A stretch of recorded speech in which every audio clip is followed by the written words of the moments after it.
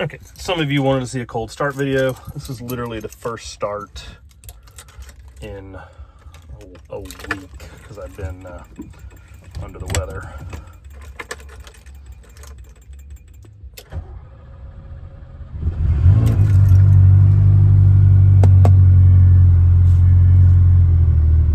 And there you go. She fired right up.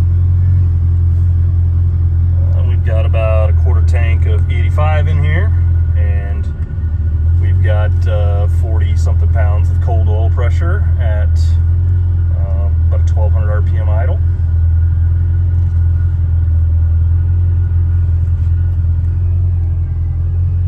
And we're going to back her out. We're in the shop right now, so we're going to back her out and move her to a spot where I've got some more room to show you some good stuff. I have a habit of going into first and then reverse. You do have to push down on the shifter, otherwise there is a reverse lockout. So you push down and then forward, and that's reverse. It's a dogleg gearbox.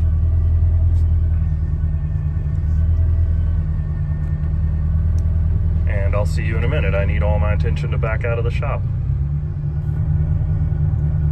Okay, we're out of the shop and we're still in the car. Let's just kind of give you once around. We got gauges and the original wheel. We've got power windows. That's these two switches here, and that's obviously driver's side. You can hear it going down.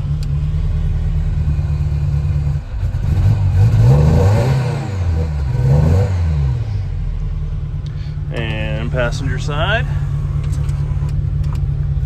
And this one is the sunroof. You can see it's a little different. It's the actual same switch, but it's got a sunroof icon on it. And this one is parking lights, and this one is the power antenna, which the motor works, but the gear seems to be stripped inside the antenna itself. And this one is the sunroof.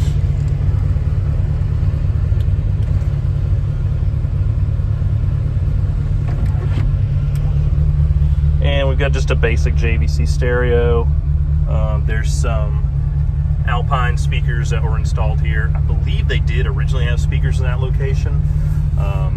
There's a lot of question on whether Ferraris of this era even had stereo systems at all. And then there's another pair of Alpine speakers that were installed in the back. Interior's in very good condition.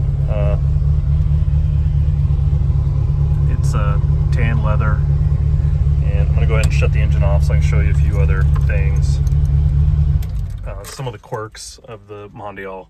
It has an electric glove box. The early cars had a switch right here. This one does not work. I don't remember if I've ever had it open. I don't know what treasures lie behind that door. There are electric releases for the hood, the engine lid, and the trunk, as well as the fuel door. And the fuel door one only works sometimes. I'm going to be honest, that's the first time I remember it actually working.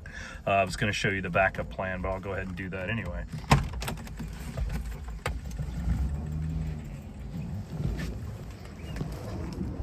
So the fuel door, in case the solenoid doesn't work, what I do is I pop the engine lid with the button I just showed you, and then you just pull this little cable here, and that pops the fuel door.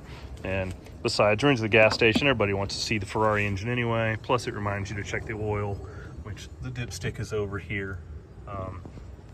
Quick once around the engine bay.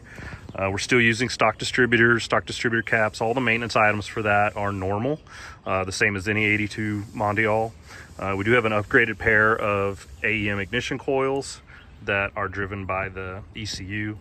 This is the air-to-air intercooler for the turbocharger, and the turbocharger lives back down there below the trunk. Speaking of inside the trunk, still got the original trunk. This is the rear cover for the fuse box. I left that off so the fuse box can run a little bit cooler. This is the EDL1 data logger. There's a memory card in here. So if you ever have any issues, you just pop the memory card out, put it in your laptop, and the files are stored based on date and time. So you would just, you could email me the files that correspond with when you had the issue, and I can look at what all the ECU and sensors we're seeing. The ECU lives under here. If you do need to connect to the ECU, this is the USB cable. It goes to the ECU. That's the ECU. I know that wiring looks nasty, but that's actually just extra length on the data logger. So there's the ECU underneath this panel here. That is an EMU Classic from ECU Master. They're a company based out of Europe, but their US distributor happens to be near me in the Dallas area. We've had a long relationship with them.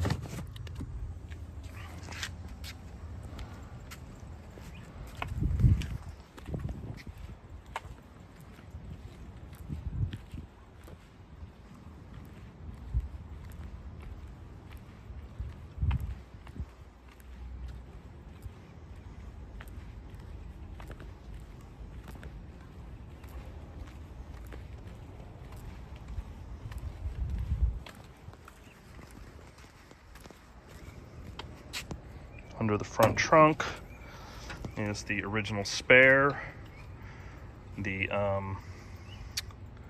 upgraded aluminum intercooler with the dual electric fans. We've got pop-up headlights that pop up correctly.